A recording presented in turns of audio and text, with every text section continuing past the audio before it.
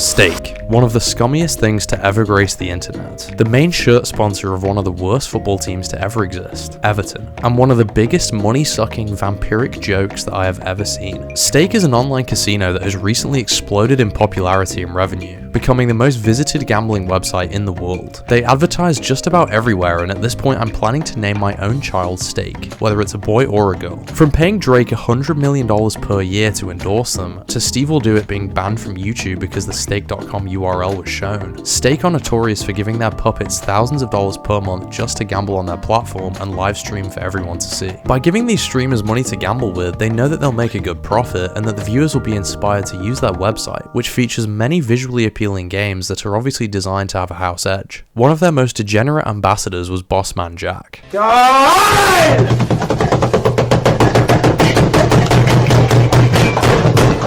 No, man. Oh my gosh, dude.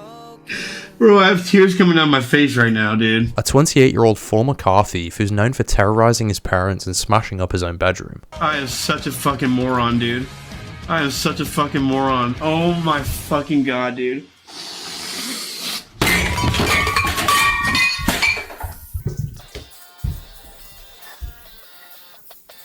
I am bleeding. He gambles away every penny despite sometimes gaining over $100,000.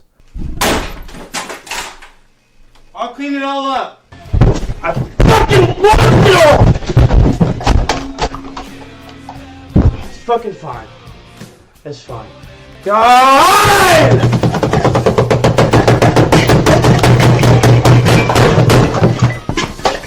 Stake were giving him thousands of dollars a week to gamble with, until he landed himself in prison for assaulting his own dad. I was trying to slap me around a little bit.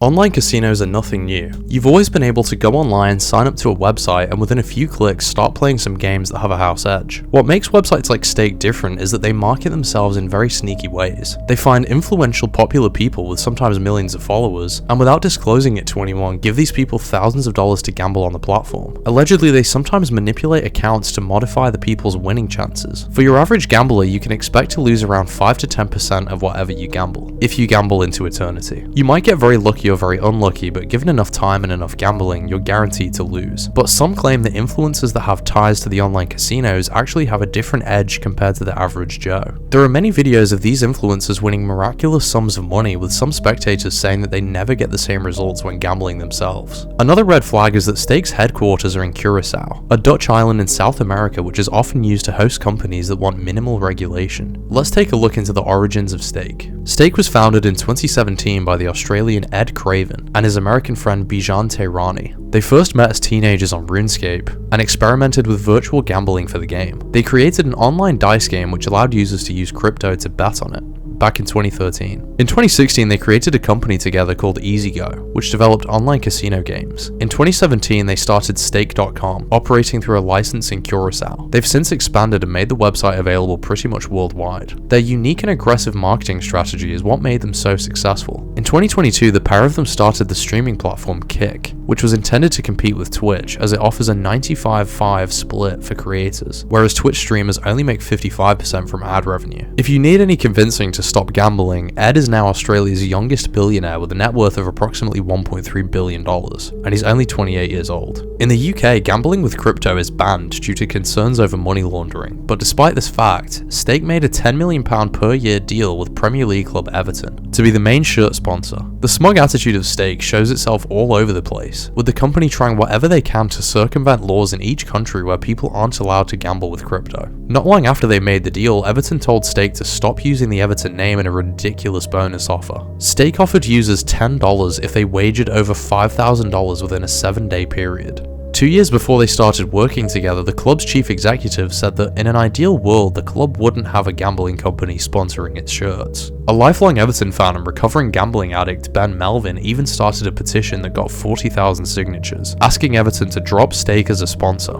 but nobody cared, and the sponsorship will expire in 2026. Stake also ran into trouble at the Dutch Grand Prix due to strict gambling regulations in the Netherlands. The Formula 1 team then had to change their name from Stake F1 team to Kick Sauber, because Stake don't have a license in the Netherlands. Once again, they were promoting their gambling website in a country where crypto gambling is banned. And after this incident with Formula 1, they finally put a geo-block on people from the Netherlands. However, when these crypto casinos put a block on a country, they like to use the most basic geo-blocks possible. So all a user has to do is flick on their VPN, switch their location to another region where there is no geo-block, and boom, they're good to go. Any website has the ability to detect the use of VPNs and block people from accessing the site due to concerns of fake locations. Of course, no gambling site would implement this voluntarily, and even Netflix doesn't go to such lengths to ban people who use a VPN, even though it's quite common. Stake, however, has the balls to specifically target countries where they know crypto gambling is banned. As I said earlier, they spend £10 million per year just to be on the front of Everton shirts. Ed Craven and Bijan Tehrani nearly went after Ed's home country of Australia, where crypto gambling is also banned. But the Stake Formula 1 team was of course rebranded to Kick Formula 1. The largest live streaming website, Twitch.tv, decided to ban people from streaming their gambling sessions back in 2022. YouTube also implemented strict rules that somewhat prevent people from promoting gambling, but still some of it leaks through. The third largest streaming service, which is now Kick.com, has no restrictions whatsoever. For that reason, it's become a cesspool for those wanting to stream and promote their own gambling sessions. And surprise surprise, Stake actually pay millions per month to actively gamble on their site and promote it to viewers.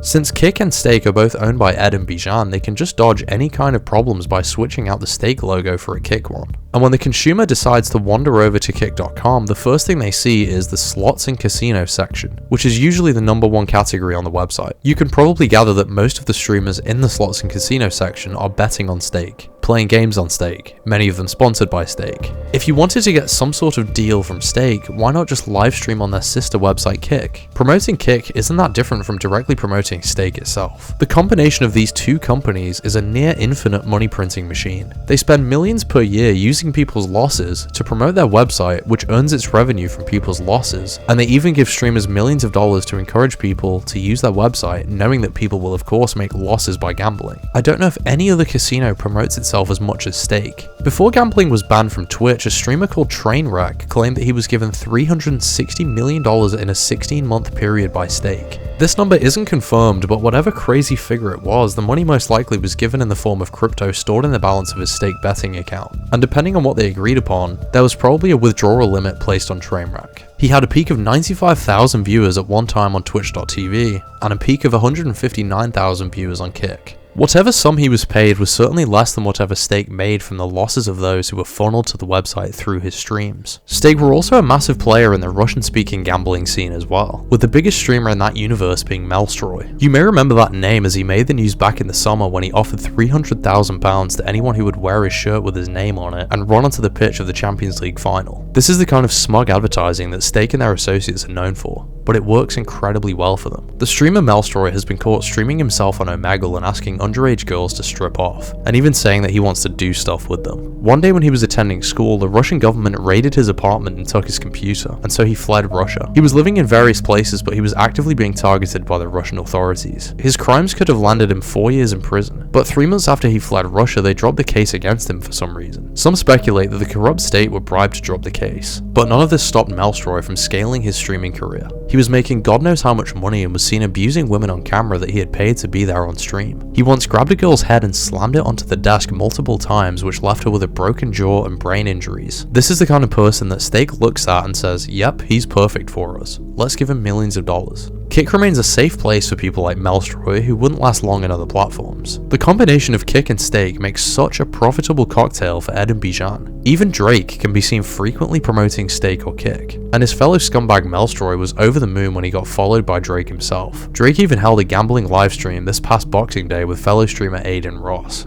It's an unbelievable money printing machine, and part of me can't help but admire the business sense of Ed and Bijan. On the other hand, they're using such deceptive tactics to market their own platform, and their brazen marketing in jurisdictions where crypto gambling is banned is nothing short of dodgy. They have no problem throwing millions of dollars at scumbag streamers to promote their own platform, as long as it keeps the money rolling in for them. Out of all of the common human addictions, gambling is the one with the highest side rates. This is why the deceptive marketing tactics just don't win a few dollars for Stake, but have certainly claimed a few lives in the process that we'll never even hear about. When somebody walks into a casino in Las Vegas, they're captured on many CCTV cameras. Their movements can be tracked, their bets can be tracked, their activities can be closely monitored, and blackjack card counters are frequently kicked out. Have you ever noticed that the hotels in Las Vegas don't have any balconies? The windows don't open much at all, and this is to stop people from taking their own lives after losing their money. Stake are also breaking the terms of service on X, formerly known as Twitter, every day by paying accounts to put Stake in that bio and put a Stake watermark on all of those posts that include an image or video. This leads to many of the posts having a community note on them that says the rule breach, but Stake don't care. They simply don't care whose toes they step on or how they're affecting the general public. They give millions of dollars to horrible people to promote themselves, which sets them apart from other casinos. If you enjoyed this video, please stop using Stake.